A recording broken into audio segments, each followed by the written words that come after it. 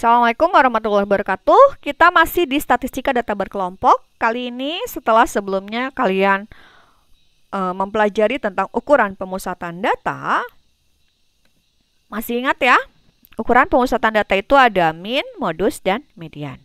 Nah, sekarang kita akan masuk ke sesi selanjutnya, itu adalah ukuran penyebaran data.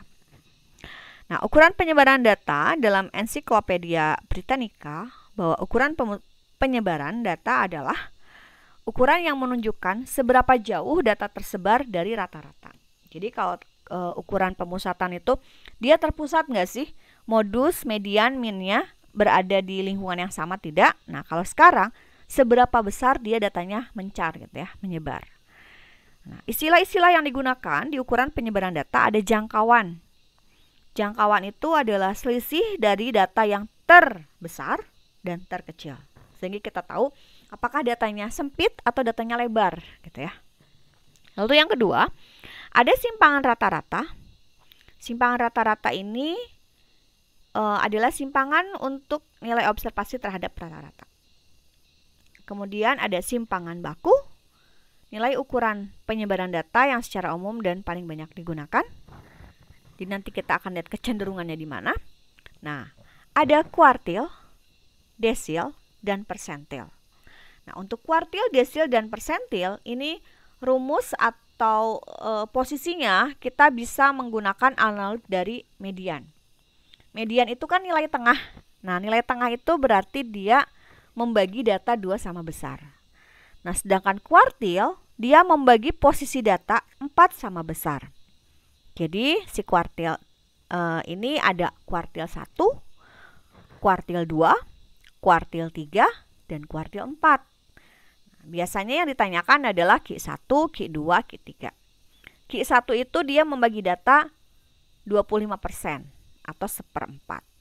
Q2 membagi data 50% atau setengah. Q3 membagi data menjadi 75% atau 3/4.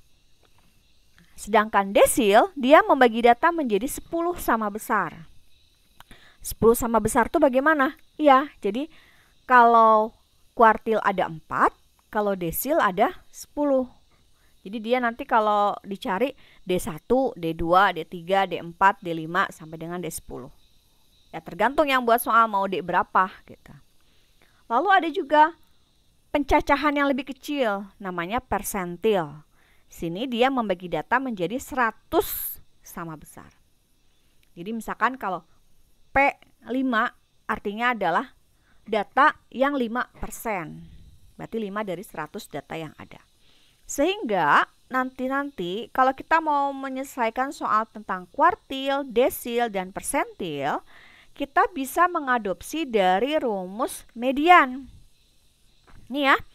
Kan median itu ini rumusnya ME sama dengan B ditambah P dalam kurung setengah N dikurangi F per F. Nah, si setengah N-nya bisa kita ganti. Kalau misalkan desil 7 misalkan. Ya ini kita ganti menjadi 1/7 gitu. Karena dia membagi 7.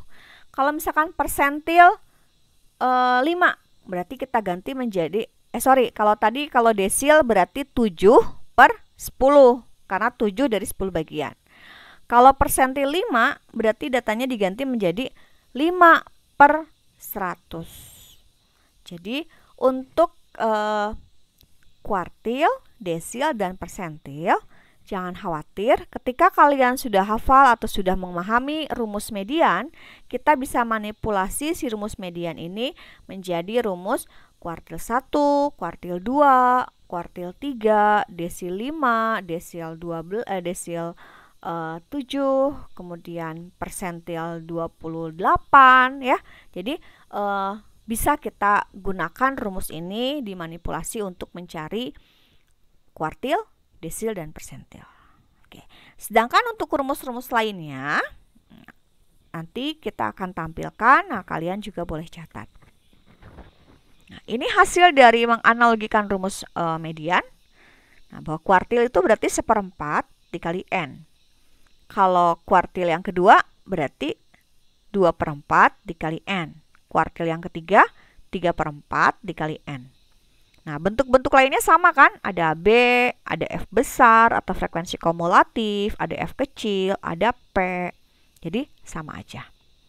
Sedangkan untuk desil, nah ini hanya sebagai penyempurnaan ya. Intinya rumusnya sama saja. D1. Kemudian ini persentil juga rumusnya sama. Di sini nanti kita bisa manipulasi. Baik, ini untuk simpangan baku dan simpangan rata-rata. Simpangan rata-rata ini rumusnya SR sigma FI. Di sini ada tanda mutlak XI min X bar. Berarti untuk mencari simpangan rata-rata kita harus cari dulu min atau rata-ratanya. Dikasih tanda mutlak agar dia hasilnya tetap positif, kemudian sigma FI. Jadi untuk simpangan rata-rata kita harus tahu dulu minnya. Sedangkan simpangan baku, nah simpangan baku ini mirip-mirip dengan simpangan rata-rata, cuman si XI dikurangi X barnya kita kuadratkan. Lalu simpangan baku itu adalah akar dari sigma FI dalam kurung XI min X bar kuadrat per sigma FI.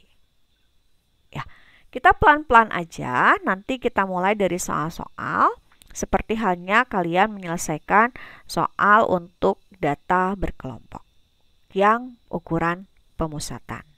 Nah, untuk penyebaran nanti ya ada sesi selanjutnya. Baik, mudah-mudahan bisa difahami atau minimal kalian tahu dulu istilahnya dan sudah mencatat rumusnya. Oke, Assalamualaikum warahmatullahi wabarakatuh.